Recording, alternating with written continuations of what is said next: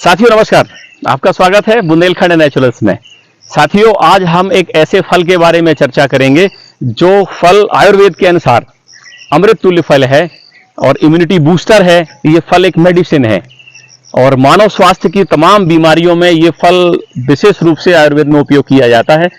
आयुर्वेद के जनक कहूं मैं, भारतीय चिकित्सा पद्धति के महर्षि चरक, जिन्होंने आयुर्वेद में इसका चरक संहिता में आंवले का खूब वर्णन किया है, इसके गुणों का वर्णन किया है। और महर्षि चरक जी ने आंवले को जो है जीवन दात्री या अमृत फल के रूप में माना है। यदि हम बात करें आंवले का, आप विभिन्न नामों से परिचित होंगे। इंग्लिश में इसका नाम इंडियन गूजबेरी है। और यदि हम बात करें, आंवला विटामिन सी का रिच सोर्स है। इसमें विटामिन सी खूब मात्रा में होता है। रिसर्च के अनुसार 100 ग्राम आंवले में लगभग 400 से 1300 मिलीग्राम विटामिन सी पाया जाता है। इसमें विटामिन बी कॉम्प्लेक्स खूब मात्रा में होता है। Calcium, phosphorus, potash, potassium, iron और विभिन्न सारे पोषक तत्व, नेचुरल फाइबर इसमें खूब सारी मात्रा में होते हैं, जो इंसान को हेल्दी रखने में, तमाम तरह की बीमारियों में उसे स्वस्थ रखने में काम आते हैं। और आयुर्वेद की चिकित्सा पद्धति की मैं बात करूं तो उसमें आंवले का बहुत बड़ा महत्व है। लगभग सभी तरह की बीमारियों में आंवले का प्रयोग किया जाता है। आंवले का प्रयोग, क्योंकि आंवला का जो फल होता है एक निश्चित समय में मिलता है, विशेष रूप से सर्दियों में वो मिलता है, लेट खरीफ तक, लेट रबी में वो प्राप्त होता है, नवंबर दिसंबर से लेकर के। और अगर हम देखें तो फरवरी मार्च तक ये फल प्राप्त होता है। आंवले का फल इसके बाद नहीं मिलता है, तो इसलिए आंवले के विभिन्न प्रसंस्करण भी किए जाते हैं, जिसमें आंवले का जूस है, आंवले का मुरब्बा है, आंवले का अचार है, आंवले का कैंडी है, आंवले का सुपारी है और आंवले का जो है पाउडर भी बना करके लोग रखते हैं और इसे तमाम तरह से पूरे वर्ष उपयोग करते हैं। तो आज हम बात करेंगे इस आंवले की खेती के बारे में, जो बहुत ही बेहतरीन फल है, एक मेडिसिनल फल है, एक मेडिसिन की तरह काम करता है। जब भी आपको आंवला मिले, इसका उपयोग अपने खाने में, अपने भोजन में करिए और स्वस्थ रहिए। तो आज हम बात करेंगे आंवले की भूमि के लिए। आंवला एक ऐसा पौधा है जो अम्लीय भूमि में भी अच्छा ग्रो हो जाता है और अधिक क्षारीय भूमि, जिसका पीएच 6.5 से लेकर और 9.5 तक पीएच रहता है, उस भूमि में भी ये ग्रो हो जाता है। इसकी भूमि में, पथरीली भूमियों में, ककड़ीली भूमियों में, बंजर भूमियों में भी आंवले का पौधा बहुत अच्छे से आप लगा सकते हैं और बहुत ही अच्छी बढ़वार होती है और उपज आती है।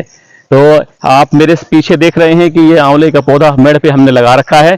और आप यदि देखेंगे तो आंवले के वृक्ष में हमने यहाँ पे फल भी आ रहे हैं हमारे यहाँ पे। यदि आप देखें तो मेरे ख्याल से आप कैमरे की नजर से जूम करके देख पाएंगे, आंवले में फल भी आ रहे हैं हमारे यहाँ पे।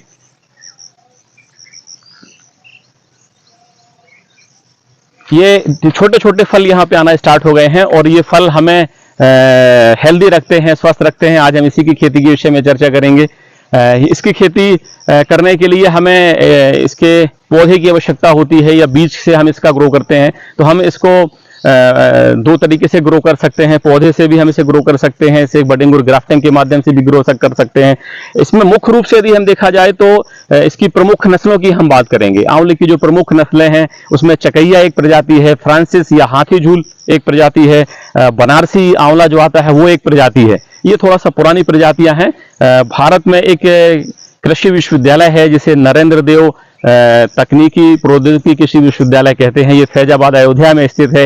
इन्होंने इन वैरायटियों के ऊपर काम करके इन वैरायटियों को और अच्छा स्ट्रांग बनाया हुआ है। जो कमियां इन पुरानी वैरायटियों में थी उनको दूर करते हुए, जैसे कि मैं बात करूं चकैया के बीजों से इन्होंने पौधे को ग्रो किया और उसमें से सिलेक्शन करके नरेंद्र आंवला 6 बनाया, जिसे NA6 के नाम से जानते हैं। बहुत अच्छी प्रजाति है आंवले की। इसी तरीके से फ्रांसिस जो प्रजाति थी हाथी झूल के नाम से, उसके बीजों से चयन करके नरेंद्र आंवला 7 विकसित किया हुआ है, जिसे NA7 के नाम से आप जानते हैं। इसी तरीके से बनारसी जो आंवला था पुराना हमारा, उसको काम करके उसके बीजों के ऊपर उसको ग्रो करके पौधे, उस पर भी सिलेक्शन मेथड से काम करके उन्होंने NA10 वैरायटी विकसित की हुई है। तो ये तीनों वैरायटियां बहुत अच्छी हैं। और इसमें अगर हम देखें नरेंद्र 7 और नरेंद्र 10 बहुत ही बेहतरीन प्रजाति है। और नरेंद्र 10 उत्पादन के मामले में भी बहुत अच्छा है। इसका फल भी बहुत स्वादिष्ट आता है, गूदा अधिक होता है, हल्का साइज बड़ा होता है। तो आप इन अच्छी प्रजातियों को कहीं अच्छी नर्सरी से, विश्वसनीय नर्सरी से लेकर के अपने खेत में इन पौधों को रोप सकते हैं। आंवले के खेत में सबसे बड़ी समस्या यही है कि हमारे किसान साथियों को सही पौध नहीं मिलती है, उन्नत किस्म के पौधे नहीं मिलते हैं, जिससे वो मार्केट में जो भी उन्हें पौधा मिलता है, बीजू पौधा या अच्छी क्वालिटी का पौधा नहीं होता है, वो उसे लाते हैं और पूरा श्रम करते हैं, मेहनत करते हैं, और जब 5 से 7 वर्षों बाद उसे फल मिलता है तो उसे बड़ा परेशानी होती है, तकलीफ होती है कि हमें तो ठगा गया है, चला गया है। आपसे विनती है, आप किसी विश्वसनीय नर्सरी से या फैजाबाद अयोध्या संपर्क करके आप सीधे उन्नत क्वालिटी का पौधा लेकर के आएं। उस पौधे को जब आप अपने खेत में लगाएंगे, अपना बाग तैयार करेंगे, तो आपको आंवले से अधिक उपज मिलेगी, आपके फल का विक्रय भी अच्छा होगा, उसकी डिमांड अच्छी बनी रहेगी। क्योंकि समस्या ये आती है, लोग कहते हैं हम आंवला तो लगा लेते हैं लेकिन विक्रय नहीं होता है, तो समस्या यही है कि क्वालिटी भी आपकी अच्छी होनी चाहिए। इसके बाद आपको मार्केट मिलता है, प्राइस अच्छा मिलता है। पौधा तैयार करने के लिए 2 विधियां हैं, जैसे मैंने पहले बताया। पहली तो बीजू विधि है, जिसमें हम आंवले के बीज इकट्ठा करके उससे हम नर्सरी में ग्रो करके पौधा लगा सकते हैं। दूसरा जो है वो ग्राफ्टेड और बडिंग मेथड कहलाता है, विधि कहलाती है, जिसमें बडिंग और ग्राफ्टिंग के माध्यम से हम फसल को तैयार करते हैं। मैं देख रहा हूं पिछले 3-4 वीडियो में से मैं आपसे हमेशा चर्चा करता हूं कि बडिंग और ग्राफ्टिंग वाला पौधा हमें लगाना है। खेत कैसे तैयार करना है इसका, तो खेत में सामान्यतः सीड ड्रिल चला, कुसिया चला करके, कल्टीवेटर चला करके आप इसे खेत तैयार कर सकते हैं। और यदि आप इसे मुख्य खेत में रोपना चाहते हैं तो रुपाई से पहले, इसकी जो रुपाई के समय है वो जनरली जुलाई अगस्त होता है, इस समय आप लगा सकते हैं और रुपाई से पहले आप इसे मुख्य खेत में तैयार कर सकते हैं। यदि हम देखें इसमें 2 लाइनों की बीच की दूरी तो लगभग 5 मीटर हमें रखनी चाहिए, पौधे से पौधे की दूरी लगभग हम 4 मीटर रख सकते हैं। इसमें 2 तरह की विधियां प्रचलित हैं। यदि हम देखें तो जो पहली विधि है हमारी, वो विधि आती है इसमें वर्गाकार विधि। वर्गाकार विधि में हम 8 मीटर बाई 8 मीटर वर्ग में पौधों को लगाते हैं, और इसके जो बीच में जगह बचती है एक वर्ग के बीच में, वहां हम किसी दूसरी प्रजाति का पौधा लगा देते हैं, जिसमें हम विशेष तौर पे देखें बेर है, जो है आप अमरूद भी लगा सकते हैं, आप इसमें करौंदा लगा सकते हैं, सहजन लगा सकते हैं, आप इसमें और अन्य पौधे लगा सकते हैं।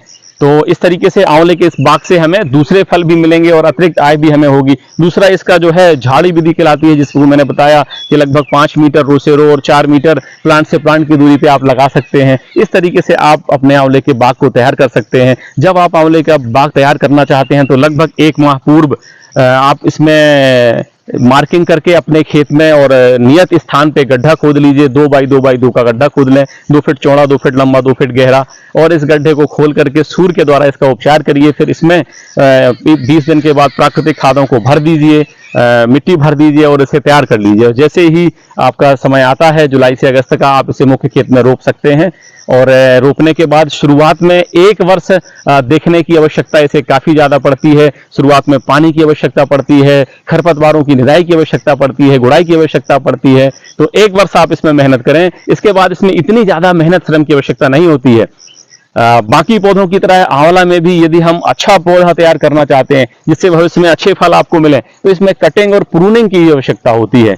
ये भी एक नई चीज हमारे किसान साथियों के लिए आ गई है। इसे हम कटाई और छटाई भी कहते हैं। आगे आने वाले समय में मैं कटाई और छटाई, कटिंग और प्रूनिंग का भी वीडियो बना के आपको शेयर करूंगा। इसका उद्देश्य क्या है कटिंग और प्रूनिंग करने का, जिसमें हम देखते हैं कि पौधे में शुरू से देखें तो शाखाएं निकलना चालू हो जाती हैं। तो हम शुरू में पौधे में जमीन की जड़ से लेकर के और पौधे के तने में 1 मीटर तक, लगभग 1.5 मीटर तक कोई भी शाखाएं नहीं निकलने देना चाहिए। यदि वो शाखाएं निकलती हैं तो पौधे का आकार विकृत हो जाता है और शाखाएं आपस में एक दूसरे में उलझ जाती हैं, जिससे उपज पर्याप्त नहीं मिलती है। तो अगर शाखाएं उलझ रही हैं तो उनको भी हम काट सकते हैं। ये काम हमें लगभग 1 वर्ष तक करना है और इसके बाद पौधा एक निश्चित आकार ले लेता है, उसकी छतरी बढ़िया हो जाती है, चारों ओर उसका छत्रक फैल जाता है पौधे का और बहुत अच्छा पौधा तैयार होता है।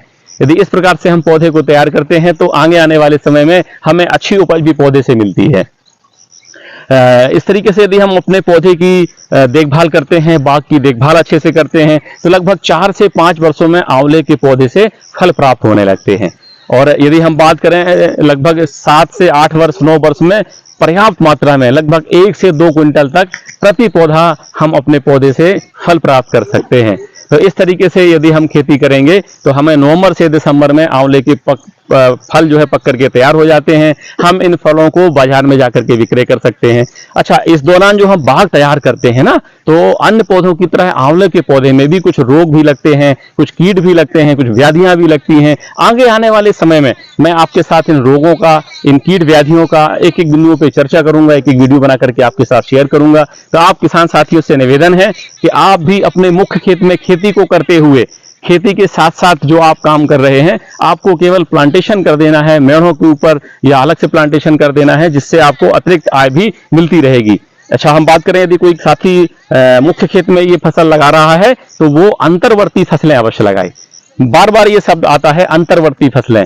तो अंतर्वर्ती फसलों का मतलब ऐसा है कि जो बाग है आपका और बाग में पौधे में लाइन से लाइन या पौधे से पौधे के बीच की एक निश्चित दूरी होती है, 4 से 5 मीटर 6 मीटर। तो उस बीच में पड़ी हुई दूरी में जो पौधे की बढ़वार होती है, शुरू में 2 से 3 साल 4 साल पौधा छोटा रहता है, उसकी बढ़वार कम रहती है, तो उस खेत का उपयोग हमें करना है। और सीजनल फसलें हमें रबी, खरीफ और जायद मौसम की जो फसलें होती हैं वो फसलें भी उसमें लगाना है। तो ये फसलें लगाने से क्या होता है कि जो हम मुख्य खेत में काम करेंगे अपनी फसलों के ऊपर, तो वो खाद, वो फर्टिलाइजर हमारे वृक्ष को, पौधे को भी मिलेंगे। निदाई गुड़ाई होती रहेगी हमारी मुख्य फसलों की, पानी हम लगाएंगे तो मुख्य फसलों को जाएगा, तो उससे हमें पानी भी मिल जाएगा। तो बहुत ही आसानी से ये 4 से 5 साल में हमारा बाग तैयार हो जाएगा, जिससे आप लाभान्वित होंगे। इससे जो फल निकलेंगे उसको आप विक्रय करके पैसे कमाएं, अपना समृद्ध बने, वो उसको फल को खा के स्वस्थ रहें, देश समृद्ध बनेगा। आप खुश रहिए। धन्यवाद। जय हिंद, जय बुंदेलखंड।